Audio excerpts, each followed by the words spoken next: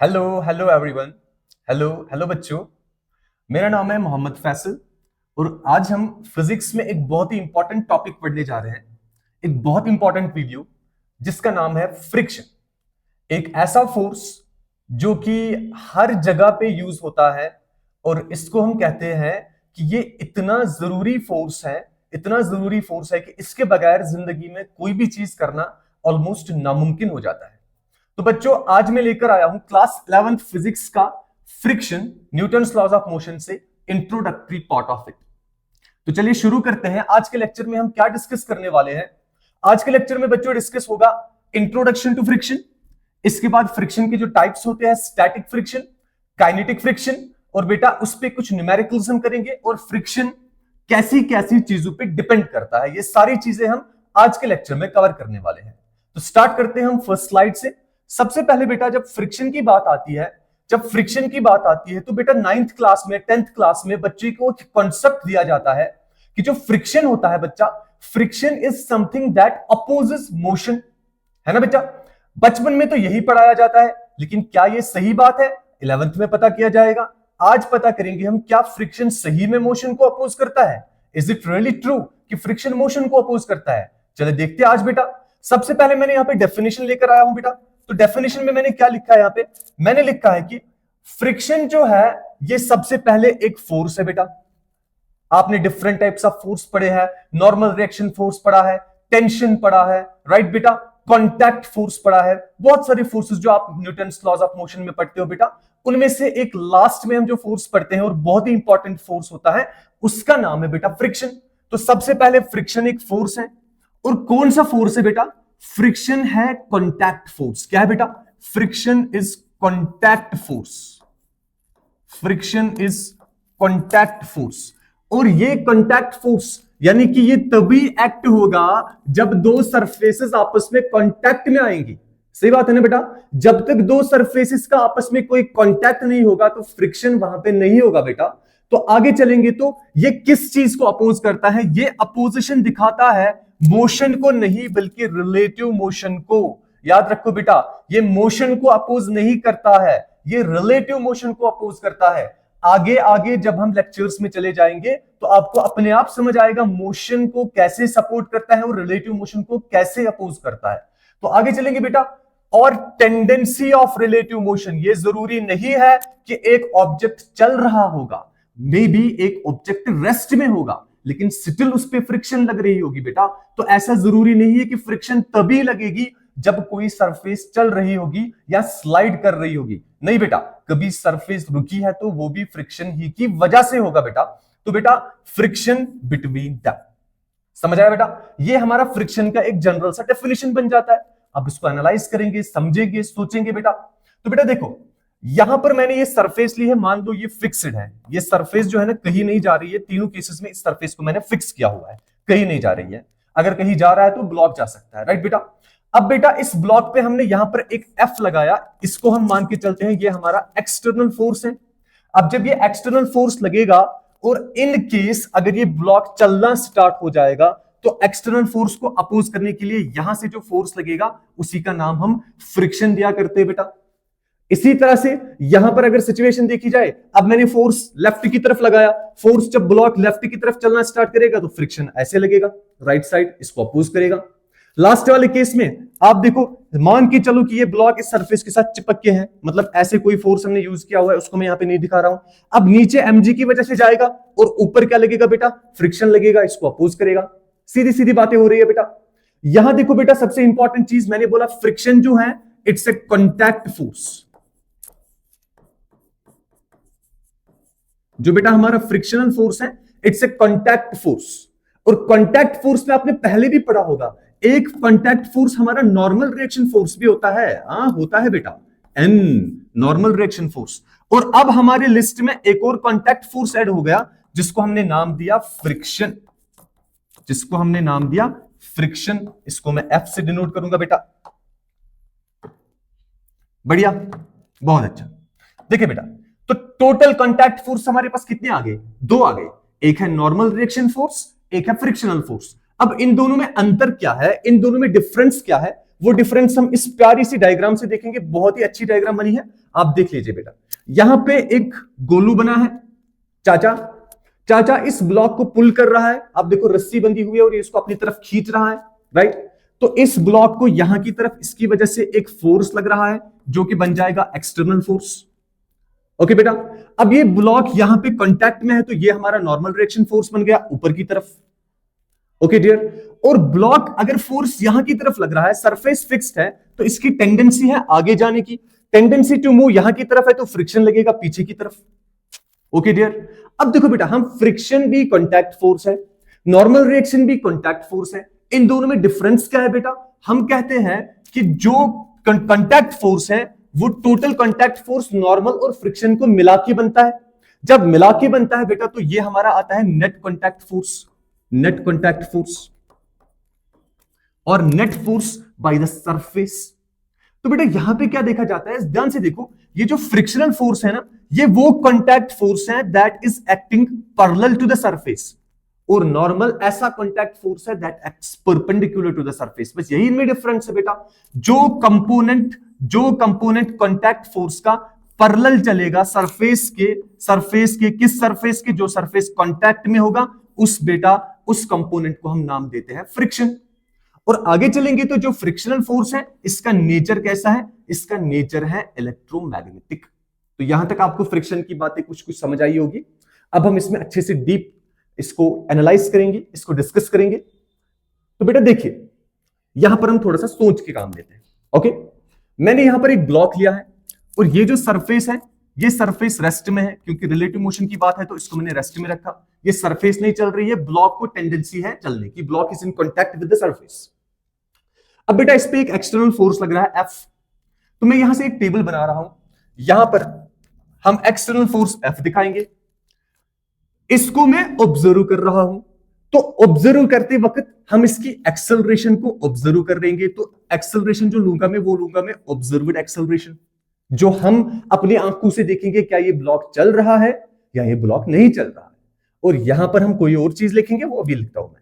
देखिए बेटा, जब इस पे मैंने F लगाया, मान के चलो मैंने इस पे 0 न्यूटन फोर्स लगाया, तो ऑब्वियसली एक्सेलरेशन भी क्या आएगी?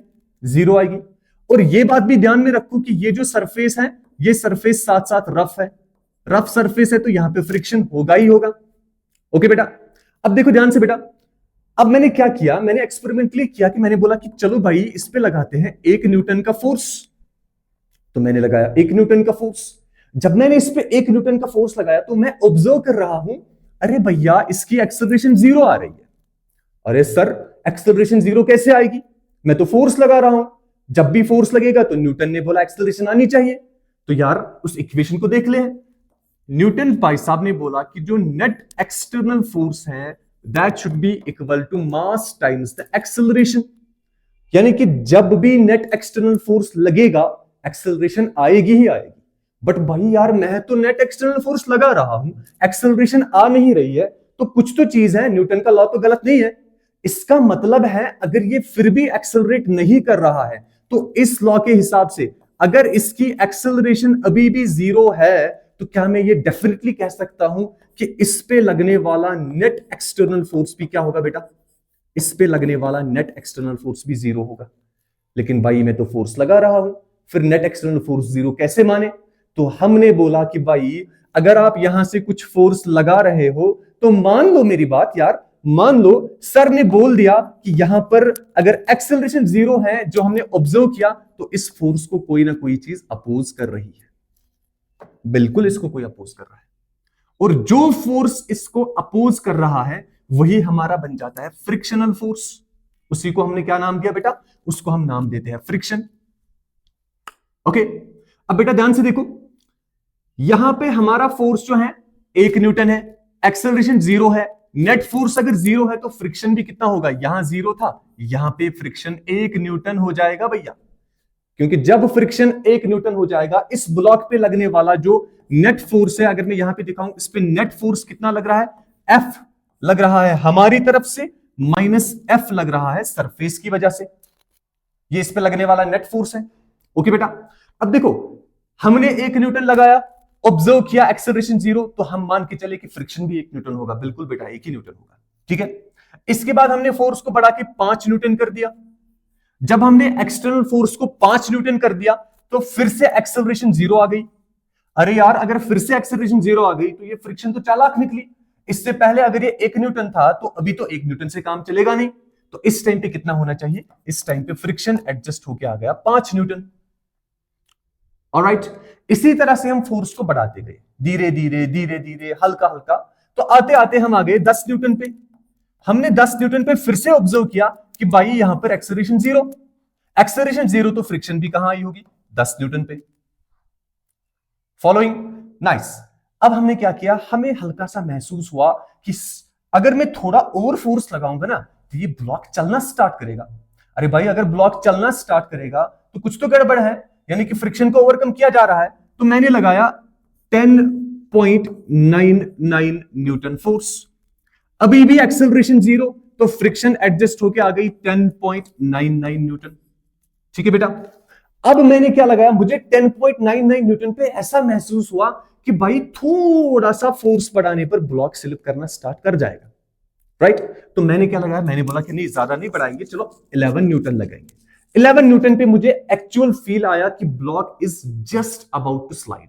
अब ये स्लाइड करना शुरू कर रहा है। ठीक है, तो इस टाइम भी एक्सेलरेशन 0, क्योंकि जस्ट अबाउट टू स्लाइड, तो ये भी आ गया 11 न्यूटन। ठीक है बेटा।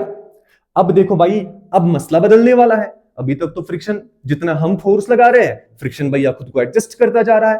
अब हमने क्या किया, हमने बोला चलो लगा लो 12 न्यूटन, छोड़ेंगे नहीं इसको।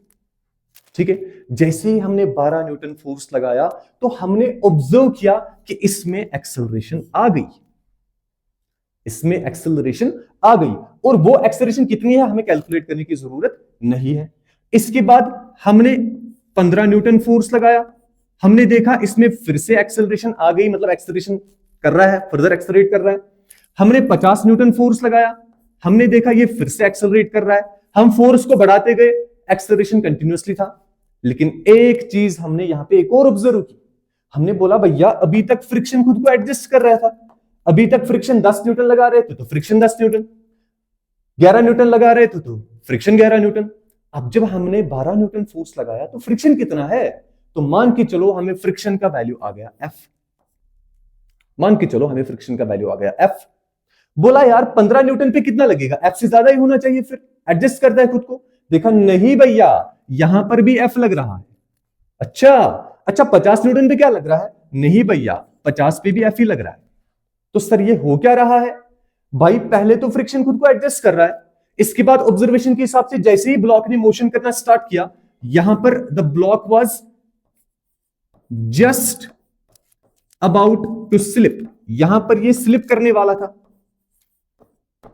इसके बाद से फ्रिक्शन ने अपना माहौल ही बदल दिया एकदम से। यार पता ही नहीं चल रहा है क्या हो रहा है। तो बेटा ये ऑब्जर्वेशन से हमने क्या सीखा? हमने सीखा कि फ्रिक्शन, देखो बेटा यहां से यहां तक की बात कर रहा हूं मैं, यहां से 0 न्यूटन से 11 न्यूटन तक। अगर मैं आप सभी बच्चों को बोलूं 0 न्यूटन से 11 न्यूटन तक क्या ब्लॉक ने मूव किया?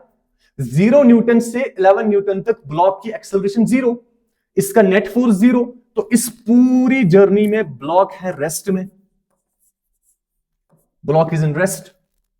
और इसके बाद से जब मैं फोर्स को बढ़ा रहा हूं तो ब्लॉक इज इन मोशन, या मैं कहूंगा रिलेटिव मोशन। अब यहां पे मैंने पहले ही बोला कि ये जो सरफेस है ये रेस्ट में है, ये कहीं नहीं जा रही है, तो यहां पे मोशन ही लिख देता हूं, वही रिलेटिव मोशन भी बन जाएगी। Okay dear. अब बेटा याद रखो हमने क्या बोला, हमने बोला भाई साहब जो ये फ्रिक्शन आपको दिख रहा है ना कि जो रेस्ट में लग रहा है, जो रेस्ट में लग रहा है, ये फ्रिक्शन जो है चूंकि रेस्ट में है तो रेस्ट को इंग्लिश में स्टैटिक कहते हैं। तो इस फ्रिक्शन का नाम हमने बोला कि भाई ये जो फ्रिक्शन लग रहा है इस फ्रिक्शन को हम कहेंगे स्टैटिक फ्रिक्शन। क्या कहेंगे बेटा? Static friction. और बेटा जो ये मोशन में लग रहा है, जब ये रिलेटिव मोशन में है तो इस टाइम पे ब्लॉक चल रहा है, तो इस टाइम जो फ्रिक्शन एक्ट हो रहा है उसको कहेंगे काइनेटिक फ्रिक्शन, उसको कहेंगे काइनेटिक फ्रिक्शन। अच्छा, तो एक आ गया स्टैटिक फ्रिक्शन, एक आ गया काइनेटिक फ्रिक्शन। अब इनमें तो अंतर है, जरूर है, वो हम देखेंगे, लेकिन चलो पहले ग्राफ ड्रॉ करते हैं। अरे भाई ये वेरी कैसे कर रहा है, थोड़ा सा ग्राफिकली इसको अंडरस्टैंड करें। यहां पर मैंने लिया वर्टिकल एक्सिस ये हमारा फ्रिक्शनल फोर्स, और बेटा जो हॉरिजॉन्टल है इस पे मैं दिखाऊंगा एक्सटर्नल फोर्स। ये है फोर्स ऑफ फ्रिक्शन, और बच्चा ये जो है this is the external force. अब बेटा अगर आप ध्यान से देखोगे, ध्यान से देखोगे, यहां पे फोर्स 0 तो फ्रिक्शन भी 0, फोर्स 1 न्यूटन तो फ्रिक्शन भी 1 न्यूटन, फोर्स 10 न्यूटन तो फ्रिक्शन भी 10 न्यूटन। कहां तक, कहां तक? जब तक ब्लॉक स्टैटिक है, जब तक ब्लॉक अपनी जगह से हिल नहीं रहा है, जब तक रिलेटिव स्लिपिंग 0 है, तब तक जितना बाहर से फोर्स लग रहा है उतना ही यहां पे फ्रिक्शन भी लग रहा है। तो भाई जितना फ्रिक्शन लग रहा है उतना फोर्स लग रहा है, तो मैं क्या बोलूं कि इस हिस्से में मैं यहां पे लिखूं कि स्टैटिक फ्रिक्शन की कंडीशन में जो फ्रिक्शन है वो प्रोपोर्शनल टू एक्सटर्नल फोर्स आ रहा है, क्योंकि जितना जितना हम फोर्स लगा रहे हैं उतनी उतनी फ्रिक्शन भी आती जा रही है। तो फ्रिक्शन अगर डायरेक्टली प्रोपोर्शनल आ गया तो बच्चा क्या ग्राफ स्ट्रेट लाइन आएगा? बिल्कुल सर, ग्राफ स्ट्रेट लाइन आएगा। ये हमारा ग्राफ स्ट्रेट लाइन आएगा, और कहां से पास होगा? ओरिजिन से पास होगा। ठीक है, अच्छा इसका स्लोप कितना आएगा? बेटा यहां पर जितना फोर्स उतनी फ्रिक्शन, जितना फोर्स उतनी फ्रिक्शन, तो स्लोप आएगा friction upon force, that's going to be 1। tan theta जब 1 होता है तो यहां पर थीटा कितना आएगा बेटा? थीटा आएगा 45 डिग्रीज का, राइट। लेकिन इसके बाद से एक अजीब सी चीज हो गई। ऑब्जर्वेशन से देखा गया कि जब यहां पर फ्रिक्शन 11 न्यूटन लग रहा था, अब जैसे ही फर्दर फोर्स लगाने पर ब्लॉक ने चलना स्टार्ट किया तो इस टाइम पे फ्रिक्शन 11 न्यूटन से थोड़ा कम महसूस हो गई। इस टाइम पे फ्रिक्शन 11 से थोड़ा, तो यहां पर एक हल्का सा डिप आएगा, एक हल्का सा डिप आएगा, हल्का सा डिप आएगा। जैसे ही स्लिप करना स्टार्ट करेगा उसके बाद फ्रिक्शन में हल्का सा डिप आ गया, और उसके बाद आप देखो F F F F, friction रह गया कांस्टेंट। तो फ्रिक्शन कांस्टेंट तो ग्राफ क्या आएगा बेटा? ग्राफ आएगा एक straight line parallel to like this. तो बेटा क्या मैं ऐसे बोलूं, ऐसे बोलूं बेटा कि ये जो सॉरी, ये जो वैल्यू है यहां पर जो हमारा वैल्यू आ रहा है, फ्रिक्शन बढ़ाते बढ़ाते बढ़ाते बढ़ाते एक मैक्सिमम वैल्यू पे आ गया। लेकिन कौन सा फ्रिक्शन? Static friction. जो स्टैटिक फ्रिक्शन का ये बन जाएगा स्टैटिक फ्रिक्शन का मैक्सिमम वैल्यू, ये बन जाएगा स्टैटिक फ्रिक्शन का मैक्सिमम वैल्यू। उसके बाद से मैंने फ्रिक्शन का नाम बोला क्या? कि उस फ्रिक्शन का नाम हमने बोला काइनेटिक फ्रिक्शन। तो वो ये बन रहा है, ये बन रहा है। तो बेटा ये बन जाएगा काइनेटिक फ्रिक्शन। बढ़ते बढ़ते बढ़ते बढ़ते बढ़ते बढ़ते फ्रिक्शन जो है स्टैटिक वाली वो आएगी एक मैक्सिमम वैल्यू पे। वो मैक्सिमम वैल्यू कब आता है? जब block is just about to slip. तो जैसे ही ब्लॉक स्लिप करने की टेंडेंसी रखता है उस टाइम पे जो फ्रिक्शन आता है that's called as the maximum value of static friction. और बेटा याद रखिएगा इस नाम को, इस मैक्सिमम वैल्यू को हम ही बोलते हैं यहां पे लिमिटिंग फ्रिक्शन। इस मैक्सिमम वैल्यू को हम यहां पे नाम देते हैं लिमिटिंग फ्रिक्शन का, और इसको मैं दिखाऊंगा FL से, लिमिटिंग वैल्यू ऑफ फ्रिक्शन से। आई होप सारी चीजें समझ आ रही है। तो बेटा हमने क्या देखा? जब एक ऑब्जेक्ट रेस्ट में होता है तो रेस्ट पे जब तक वो रहेगा तब तक उस पे जो फ्रिक्शन एक्ट होगा उसको स्टैटिक फ्रिक्शन कहेंगे। उसके बाद जैसे ही ऑब्जेक्ट स्लाइड करने लगेगा उस टाइम पे जो फ्रिक्शन एक्ट होगा वो काइनेटिक फ्रिक्शन होगा। थोड़ा सा और इसके बारे में जान लेते हैं। देखिए बेटा, फ्रिक्शन का जो माइक्रोस्कोपिक व्यू है, हमने बोला कि भाई फ्रिक्शन क्यों लगती है, आखिर फ्रिक्शन क्यों लगती है? तो माइक्रोस्कोपिक व्यू से देखा गया कि जब दो सरफेसेस आपस में कांटेक्ट में होंगे और इसको हम एक तरह से जूम करेंगे, जूम करने का मतलब हो गया ऐसे, ऐसे देखेंगे जूम करके, ठीक है। तो जब हमने इसको जूम करके देखा तो हमको पता चला कि ये जो फ्रिक्शन है असल में कोई भी सरफेस परफेक्टली स्मूथ नहीं होती है। जब कोई भी सरफेस परफेक्टली स्मूथ नहीं होती है तो वहां पर एक रफनेस आ जाती है माइक्रोस्कोपिक लेवल पे, जो कि हमारी आंखों से नहीं दिखाई देता है नेकेड आइज से। तो माइक्रोस्कोपिक लेवल पे इस पे एक रफनेस आ जाती है, इस पे एक रफनेस आ जाती है। थोड़े से ये टीथ से निकलने लगते हैं और वो टीथ जो है ना आपस में ऐसे फंस जाते हैं, माइक्रोस्कोपिक लेवल पे फंस जाते हैं। तो ऐसा नहीं है कि ऐसे बंद गए कि जैसे कील ठोकी हुई है, और ना भैया ना, यहां पर ये इंटरलॉक हो जाते हैं। इंटरलॉक की वजह से जब हम पुश करना स्टार्ट करेंगे तो ये आपस में हमें पुश करने से रोकते हैं, मतलब इस ब्लॉक को स्लाइड करने से रोकते हैं। ओके, स्लाइड होने से जब ये रोक लेते हैं तो इस तरह की फ्रिक्शन को हम कहते हैं, इस तरह के रीजन को हमने कहा कि इंटरलॉकिंग। ये था ओल्ड व्यू ऑफ फ्रिक्शन, यानी कि पुराने जमाने में जब साइंटिस्ट ने एक्सप्लेन किया कि फ्रिक्शन क्यों लग रहा है, तो उन्होंने बोला कि माइक्रोस्कोपिक लेवल पे देख लो भाई, सरफेसेस रफ होती है तो रफनेस की वजह से वो इंटरलॉक हो जाती है, तो इंटरलॉकिंग की वजह से फ्रिक्शन लगती है। हाँ जी भैया। अब नया व्यू क्या है, जो न्यू व्यू है फ्रिक्शन का, वो बोल रहा है कि नहीं भाई, जब सरफेसेस कांटेक्ट में आ जाते हैं तो वहां पर एक प्रेशर डेवलप हो जाता है। उस प्रेशर डेवलप होने की वजह से बॉन्ड्स बन जाते हैं, और वो टेम्पोररी बॉन्ड्स होते हैं। ऐसा नहीं है कि वो बहुत स्ट्रांग बॉन्ड्स होते हैं, टेम्पोररी बॉन्ड्स होते हैं, और वही बॉन्ड्स जो है ना इन सरफेसेस को आपस में चिपका के रखते हैं। Okay, this is called as the modern view of friction. इसमें ज्यादा हमें देखना नहीं है, आगे चलेंगे तो स्टैटिक फ्रिक्शन की बात करेंगे। स्टैटिक फ्रिक्शन आपने देख लिया, ग्राफ को जहन में रख के चलना, जितना जितना हम फोर्स लगा रहे हैं उतना उतना स्टैटिक फ्रिक्शन भी बढ़ रहा है। हाँ बेटा बढ़ रहा है। तो अगर उतना उतना स्टैटिक फ्रिक्शन बढ़ रहा है तो मैं क्या बोलूं कि स्टैटिक फ्रिक्शन वेरिएबल है। पहले 0 न्यूटन, वो 0 न्यूटन, फिर 1 न्यूटन, वहां से भी 1 न्यूटन, फिर 2 न्यूटन, वहां से भी 2 न्यूटन, फिर 10 न्यूटन, वहां से भी 10 न्यूटन। इस वेरिएबल को हम कहते हैं भाई, बहुत ही चालाक फ्रिक्शन है ये, इसको हम कहते हैं it is self adjusting. It is self adjusting in nature. अरे भाई सेल्फ एडजस्टिंग क्या होता है, तो सर सेल्फ एडजस्टिंग होता है, मैंने 1 न्यूटन लगाया, इसके पास क्षमता बहुत है लेकिन ये 1 न्यूटन ही लगा के बैठा हुआ है। अरे भाई देख लो, लगा लो जोर। हमने जोर लगा लिया 5 न्यूटन, इसने बोला देखो मेरे पास भी 5 न्यूटन है, इसने 5 न्यूटन लगाया। हमने जोर लगा लिया 11 न्यूटन, इसके पास जोर 11 न्यूटन पे एडजस्ट हो गया। तो ये खुद को एक्सटर्नल फोर्स के हिसाब से एडजस्ट करता जाता है, एडजस्ट कर रहा है। तो बेटा देख लो, static friction is self adjusting in nature, है ना। तो बढ़ते बढ़ते बढ़ते बढ़ते जो स्टैटिक फ्रिक्शन का हमारे पास मैक्सिमम वैल्यू आ जाता है, मैंने पहले भी बोला फिर से बोल रहा हूं, जो स्टैटिक फ्रिक्शन का मैक्सिमम वैल्यू आ जाता है बेटा, उसको हम क्या कहते हैं, उसको हम कहते हैं लिमिटिंग फ्रिक्शन। क्या कहते हैं बेटा, लिमिटिंग फ्रिक्शन।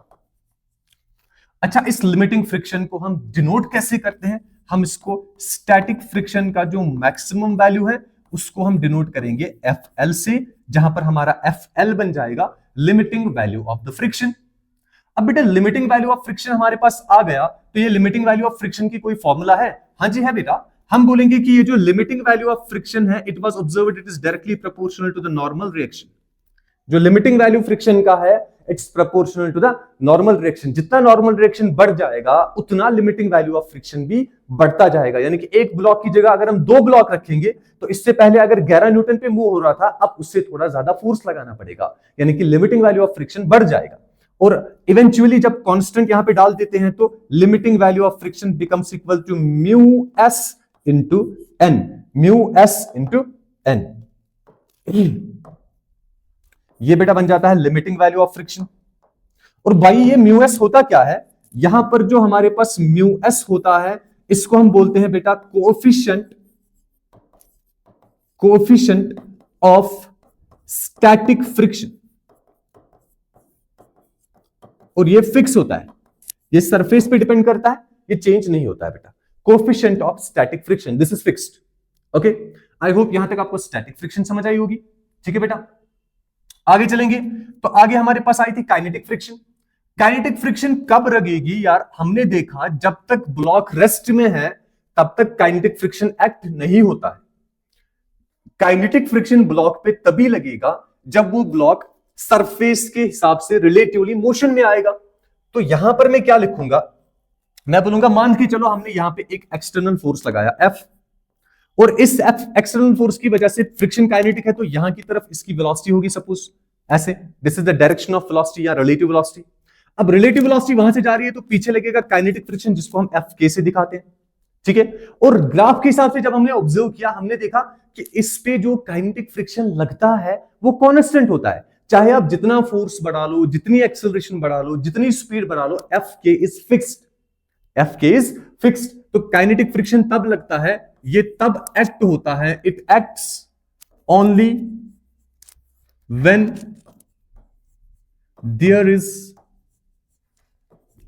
Relative motion. मैंने पहले भी बोला बेटा मोशन की बात नहीं करना यहां पे। When there is relative motion, किनके बीच बेटा? Between two surfaces. अच्छा, खाली टू सरफेसेस लिखना काफी है? नहीं है बेटा, वो सरफेसेस कांटेक्ट में भी होना जरूरी है।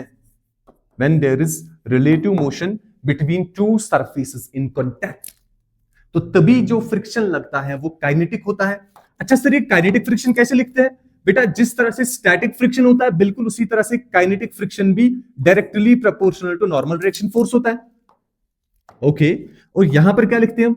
Kinetic friction is equal to mu K times the normal reaction. ये बन जाएगी फॉर्मूला काइनेटिक फ्रिक्शन को कैलकुलेट करने के लिए।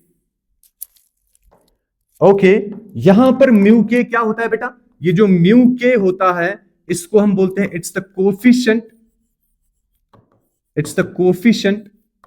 Of kinetic friction. It's the coefficient of kinetic friction. I hope यहां तक चीजें क्लियर हो रही है। It's the coefficient of kinetic friction. Okay बेटा, अच्छा सर जी अगर मुझे इसकी एक्सेलरेशन निकालनी है तो मैं कैसे निकालूं?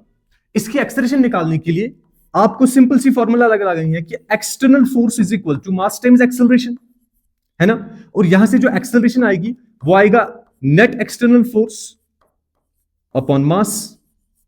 सर यहां पे नेट एक्सटर्नल फोर्स कितना लग रहा है? मैंने बोला यहां पे ख्याल रखने वाली बात यही है, एक्सेलरेशन जो आएगा नेट एक्सटर्नल फोर्स लग रहा है external force F minus kinetic value of friction और डिवाइडेड बाय मास करेंगे तो this will give me the acceleration of this block जो कि रिलेटिव मोशन में चल रहा है। ओके, आगे चलेंगे बेटा। तो जब हम न्यूमेरिकल्स करेंगे तो न्यूमेरिकल्स के लिए कुछ टिप्स हम देंगे यहां पे कि जब भी फ्रिक्शन के न्यूमेरिकल्स आएंगे तो उनको कैसे हैंडल किया जाता है। बहुत ही अच्छा तरीका है, आसान तरीका है, बट लॉजिकल आपको फॉलो करना पड़ेगा। सबसे पहले आपको देखना है कि क्या वो ब्लॉक रेस्ट में तो नहीं है, क्या ये ब्लॉक कहीं रेस्ट में तो नहीं है। अच्छा सर रेस्ट में कब होगा? रेस्ट में तब होगा जब हमारा एक्सटर्नल फोर्स कम होगा। किससे? लिमिटिंग वैल्यू ऑफ फ्रिक्शन से या लेस। हाँ, जब भी हमारा एक्सटर्नल फोर्स कम होगा, लेस होगा लिमिटिंग वैल्यू ऑफ फ्रिक्शन से, तो भाई इस पे कभी भी नेट फोर्स इस टाइम पे क्या आ जाएगा? क्योंकि लिमिटिंग वैल्यू ऑफ फ्रिक्शन से कम है तो स्टैटिक फ्रिक्शन एडजस्ट करता जाएगा, इस पे नेट फोर्स जीरो आएगा। नेट फोर्स जीरो आएगा तो इसकी एक्सेलरेशन भी क्या आएगी बेटा? जीरो आएगी। तो उस टाइम पे जो ये ब्लॉक है ये रेस्ट में होगा बेटा। तो यहां पर अगर मैं इस टाइम पे दिखाऊं, ये अगर F लग रहा है तो इफ F को अपोज करने के लिए यहां पर लग रहा है स्टैटिक फ्रिक्शन, क्योंकि ये ब्लॉक जो है इस टाइम पे रेस्ट में है। ओके, अब हमने एक्सटर्नल फोर्स को बढ़ाया बढ़ाया बढ़ाया, कहां तक? हम लेके आए इसको जस्ट स्लिपिंग वाली कंडीशन पे। तो मैंने आपको बोला जस्ट स्लिपिंग वाली कंडीशन क्या होती है? जब हमारा एक्सटर्नल फोर्स जो है that is just equal to the limiting value of friction, almost वो लिमिटिंग वैल्यू ऑफ फ्रिक्शन को टच कर जाए तो ये ब्लॉक इसके बाद थोड़ा सा स्लिपिंग दिखाता है और थोड़ा सा भी फोर्स बढ़ाने पे ये स्लिप कर ही जाएगा। तो बेटा उस टाइम पे क्या होगा? यहां पर F लग रहा है और पीछे उस टाइम पे जो फ्रिक्शन लग रहा होगा that will not be the static friction, वो स्टैटिक फ्रिक्शन का मैक्सिमम वैल्यू होगा, that's going to be the limiting value of friction. और फिर से यहां पे एक्सेलरेशन जीरो, तो ब्लॉक अभी भी किसमें? रेस्ट में होगा। ध्यान देने वाली चीज है। अब फाइनली अगर block relative to the surface slip कर रहा है तो स्लिपिंग के केस में बेटा यहां से हमने फोर्स लगाया F, ठीक है, और पीछे स्लिपिंग के टाइम जो फ्रिक्शन लगता है that's the kinetic value of friction, और ये आगे जा रहा है किसी एक्सेलरेशन A से बेटा। ऑलराइट सर जी, अब यहां पे क्या हो रहा है? स्लिपिंग तभी होगा बेटा जब आपका external force greater than limiting value of friction आएगा। ओके, इस टाइम पे फ्रिक्शन लगेगा काइनेटिक, फ्रिक्शन काइनेटिक लगेगा तो बेटा इस पे जो नेट फोर्स लगेगा उस टाइम पे नेट फोर्स लगेगा जो हमारा एक्सटर्नल फोर्स है minus the kinetic value of friction. और बेटा इसमें जो एक्सेलरेशन आएगी अभी मैंने दिखाया था, नेट फोर्स हमारा F माइनस F के आ रहा है, डिवाइडेड बाय मास करेंगे तो वो देगा हमें इस ब्लॉक की acceleration.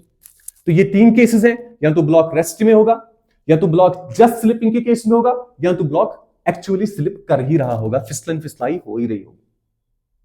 Okay, one last point यहां पे, ये जो प्रॉपर्टी है कोएफिशिएंट ऑफ फ्रिक्शन की वो क्या है? कोएफिशिएंट ऑफ फ्रिक्शन की तीन इंपॉर्टेंट प्रॉपर्टीज। पहली प्रॉपर्टी, ये मटेरियल्स पे डिपेंड करता है। सर जी कैसे मटेरियल्स पे डिपेंड करता है? तो बेटा मान के चलो हमने ये जो ब्लॉक यहां पे रखा है ये स्टील का है और ये ब्लॉक भी स्टील का है, सारे ब्लॉक्स यहां पे, ये भी मानो स्टील का है, ये भी मानो स्टील का है।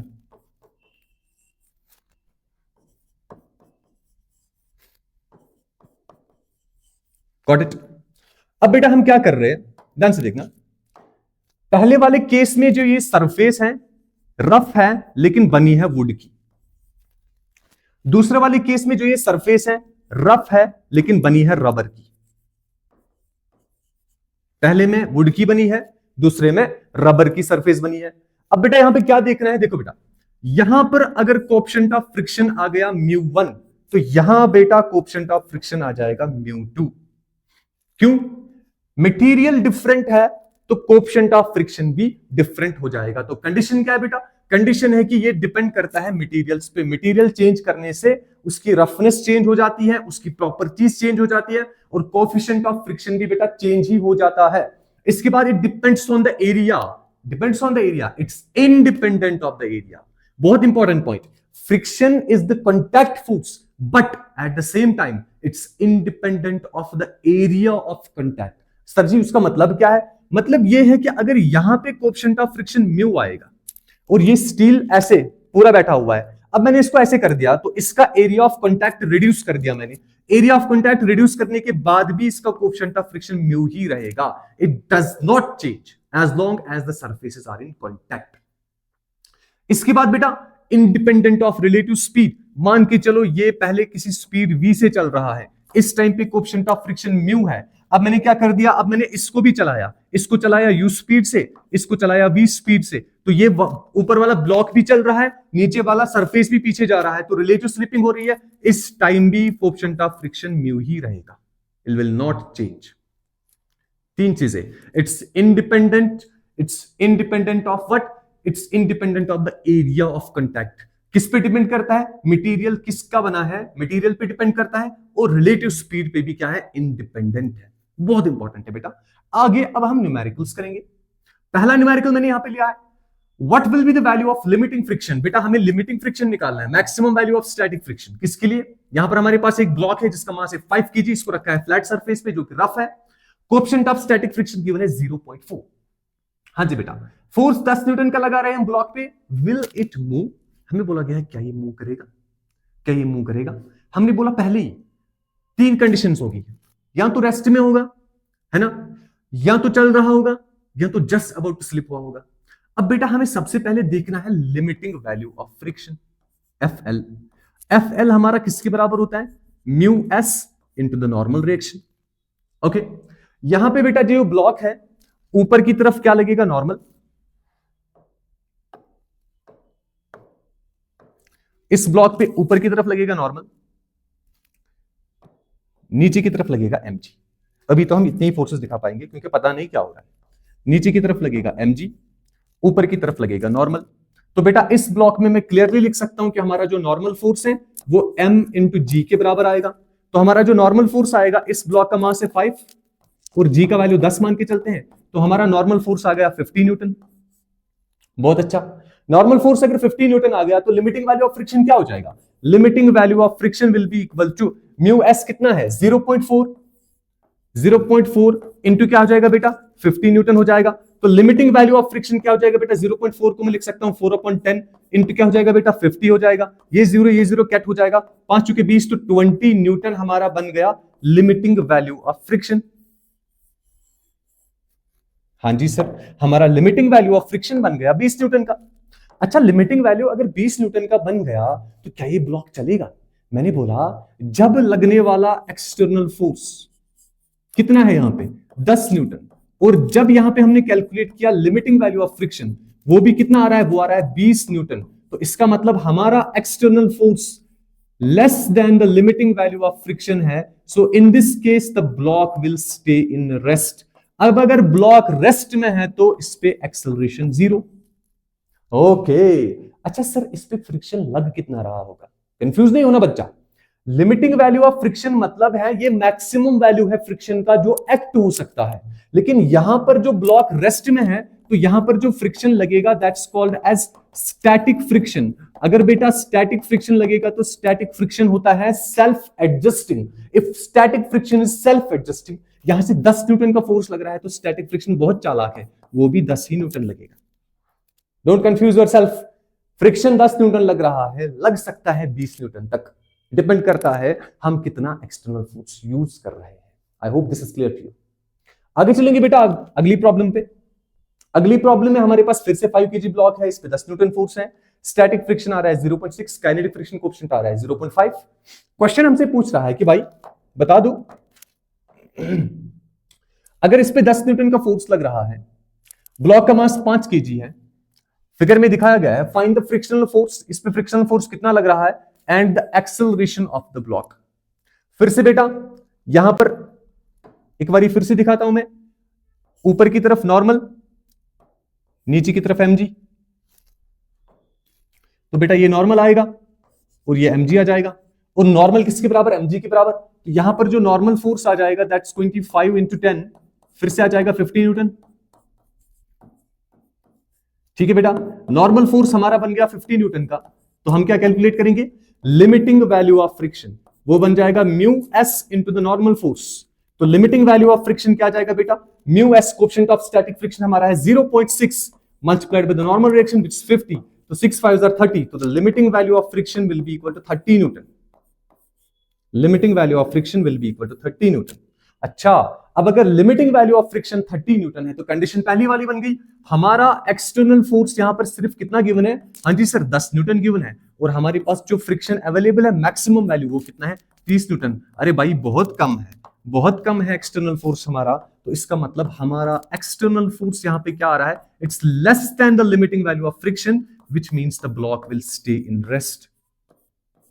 और रेस्ट के कंडीशन में अभी वाला मैंने किया था, अब फ्रिक्शनल फोर्स हमने निकाल दिया, एक्सेलरेशन इसकी क्या आएगी बेटा, 0 आ जाएगी, एक्सेलरेशन 0 आएगी। फाइंड द फ्रिक्शनल फोर्स, जो ब्लॉक पे एक्ट हो रहा है वो फ्रिक्शनल फोर्स निकालना है।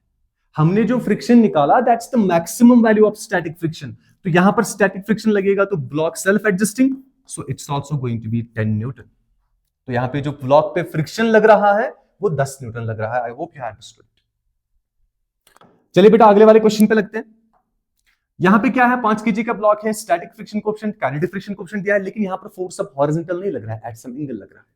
तो बेटा सबसे पहले इस फोर्स को ब्रेक डाउन करेंगे, इसका एक कंपोनेंट यहां जाएगा, दूसरा कंपोनेंट इधर आएगा। ठीक है बेटा, ओके सर जी, अगर ये 30 डिग्री है तो ये भी कितना होगा, ये भी 30 होगा, ऑल्टरनेट आ रहा है, तो ये आ जाएगा 50 cos 30, और नीचे क्या जाएगा, वो जाएगा 50 sin 30। ओके अच्छा, चलो बनाते हैं इसकी फ्री बॉडी डायग्राम, क्योंकि थोड़ी सी यहां पे चेंज आने वाली है। सर जी क्या चेंज आने वाली है, फ्री बॉडी डायग्राम में दिखाएंगे।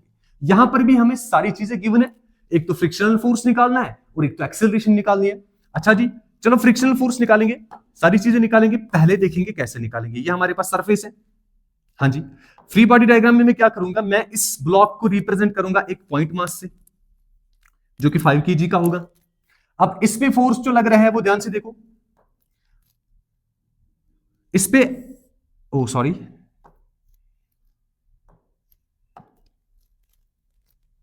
इस पे बेटा एक्सटर्नल फोर्स का ये वाला कंपोनेंट हॉरिजॉन्टल, एक्सटर्नल फोर्स का ये वाला कंपोनेंट वर्टिकल जाएगा। ओके तो बेटा ये कितना है, यह है 50 cos 30, दिस इज 50 cos 30, नीचे कितना जा रहा है 50 sin 30। हाँ जी अच्छा, और कौन कौन सा फोर्स लगेगा बेटा, और लगेगा नॉर्मल रिएक्शन फोर्स, वो नॉर्मल रिएक्शन फोर्स ऊपर की तरफ लगेगा। ओके तो ये हमारा नॉर्मल है।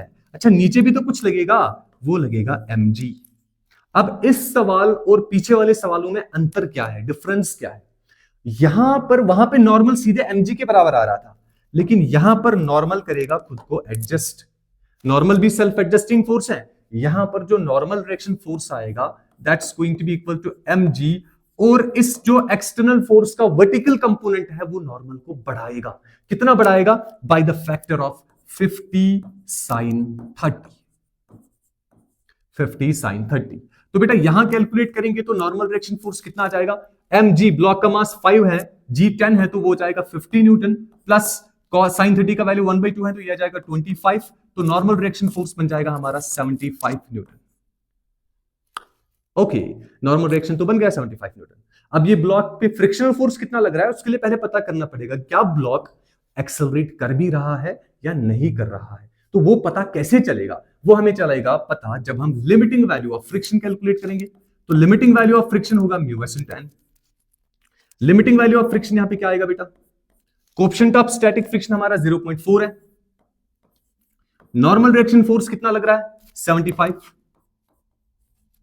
ठीक है बेटा, इसको मैं लिखूंगा 4/10 मल्टीप्लाई क्या होगा बेटा 75, तो 5 1s are 5 5 are 25 और यहां पे 2 है ना, 2 1s 2 2s, तो हमारा जो लिमिटिंग वैल्यू ऑफ फ्रिक्शन है वो आ रहा है 30 न्यूटन। कितना आ रहा है बेटा, लिमिटिंग वैल्यू ऑफ फ्रिक्शन आ रहा है 30 न्यूटन। अच्छा, अब अगर लिमिटिंग वैल्यू फ्रिक्शन आ रहा है 30 न्यूटन, तो इस फोर्स में जो हॉरिजॉन्टल कंपोनेंट है खाली वो एक्सेलरेट कराएगा इसको, वर्टिकल वाला इसको एक्सेलरेट नहीं करवाएगा। तो इसमें एक्सटर्नल फोर्स कितना लग रहा है, इस पे एक्सटर्नल फोर्स हॉरिजॉन्टली कितना लग रहा है, वो लग रहा है 50 cos 30, 50 इंटू cos 30 हो जाएगा √3/2, तो वो हो जाएगा 25√3, उसको अप्रोक्सीमेटली 43 न्यूटन के बराबर लिखेंगे हम। ये बेटा लगेगा ब्लॉक पे एक्सटर्नल फोर्स, यहां की तरफ, इधर की तरफ इसको लग रहा है 43 न्यूटन। ठीक है, पीछे जो बचाने वाला फोर्स है